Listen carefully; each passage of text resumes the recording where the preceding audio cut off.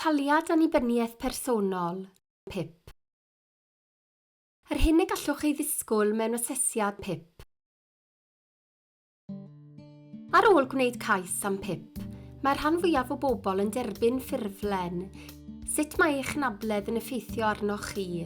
Pan fydd DWP yn cael eich ffurflen, rydym yn ei hanfon gyda'ch tystiolaeth ategol at weithiwr iechyd proffesiynol sy'n cynnal asesiad ar rhan y DWP.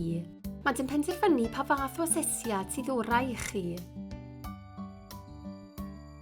Bwriad yr asesiad yw sicrhau eich bod yn cael y lefel gywir o PIP i'ch helpu fyw bywyd llawn ac annibynnol. Mae anableddau a chyflyrau iechyd yn effeithio'r bobl mewn gwahanol ffyrdd ac ar wahanol gamau, felly mae'r asesiad yn ystyried sut rydych yn cyflawni gweithgareddau a ddiwrnodau arferol, diwrnodau da a diwrnodau drwg. Mewn asesiad, bydd y gweithiwr iechyd proffesiynol yn edrych ar faint o gymorth neu pa fath o gymorth rydych chi angen i wneud, gweithgareddau bob dydd, enghraifft, y cymorthion a'r offer ydych yn ei defnyddio, neu os ydych angen rhywun i'ch helpu neu gi cymorth.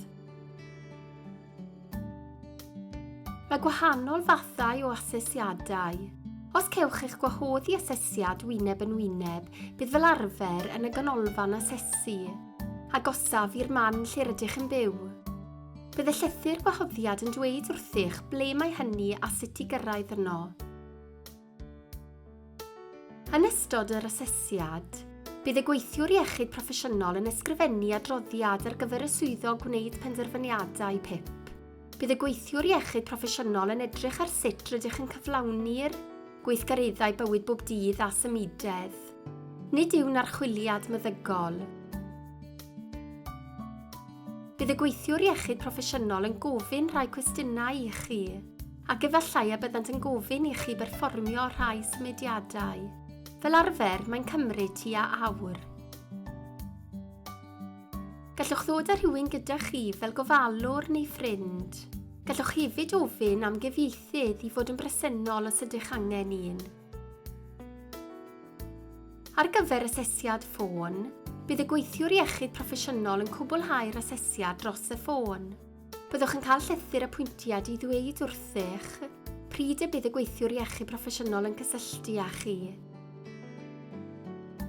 Gwneir asesiadau fideo gan ddefnyddio dolen fideo.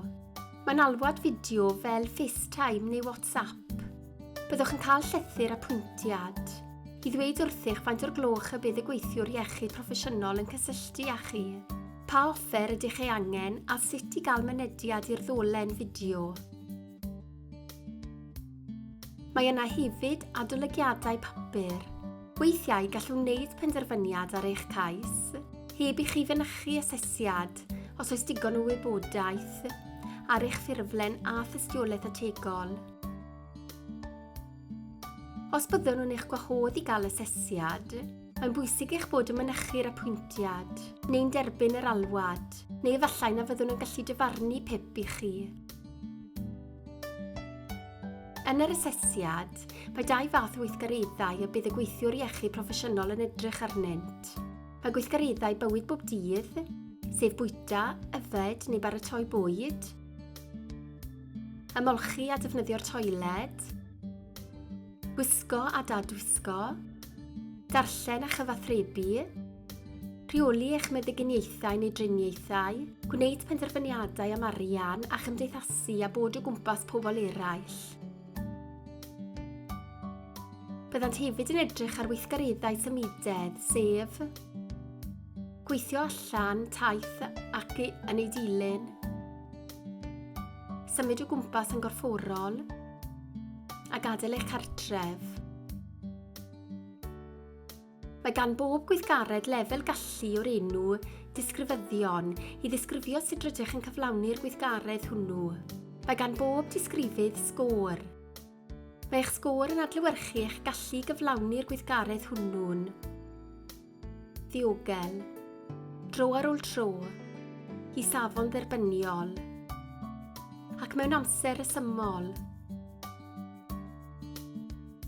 Efallai na fyddwch yn sgorio unrhyw bwyntiau ar gyfer rhai gweithgareddau, oherwydd gallwch ei gwneud heb anhawster, ac efallai y byddwch yn sgorio'r pwyntiau uchaf mewn gweithgareddau eraill, oherwydd eich bod angen llawer o help neu gymorth.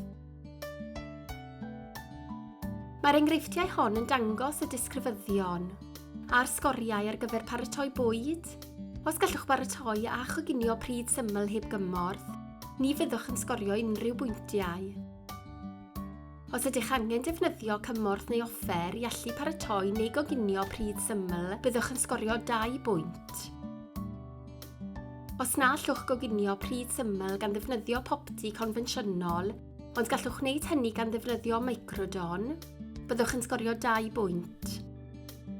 Os ydych angen anogaeth i baratoi neu goginio pryd syml, byddwch yn sgorio 2 bwynt. Os ydych angen goruchwyliaeth neu gymorth i baratoi neu goginio pryd syml, byddwch yn sgorio 4 pwynt. Os na allwch baratoi neu goginio bwyd, byddwch yn sgorio 8 pwynt, sef yr uchafswm ar gyfer y gweithgaredd hwn. Rydych ond yn cael un sgôr ar gyfer pob gweithgaredd. Mae swyddog gwneud penderfyniadau y DWP yn cyfri'r sgoriau ar gyfer gweithgareddau bywyd bob dydd a gweithgareddau symudedd ar wahân. Mae cyfanswm sgôr pob rhan yn penderfynu a allwch gael PIP, gos felly faint y gallwch ei gael. I gael gwybod mwy am PIP, ewch i wefan y Taliad Annibyniaeth Personol yn gov.uk/taliad-annibyniaeth personol-PIP. Ystyriwch wybodaeth ar gov.uk cyn gwneud cais am PIP. Gallwch hefyd gael help a chyngor gan sefydliadau fel cyngor ar Beth, neu eich sefydliadau cymorth lleol. Mae proses arbennig ar gyfer pobl sy'n agosau at ddiwedd oes. I ddarganfod mwy, ewch i gov.uk/blyslais-bydd-os-ydych-yn-derfynol-wael. Nid yw'r trefn fideo a ddefnyddir yn cael ei cymryd o asesiadau gwirioneddol. Canllaw yn unig yw'r fideo hwn.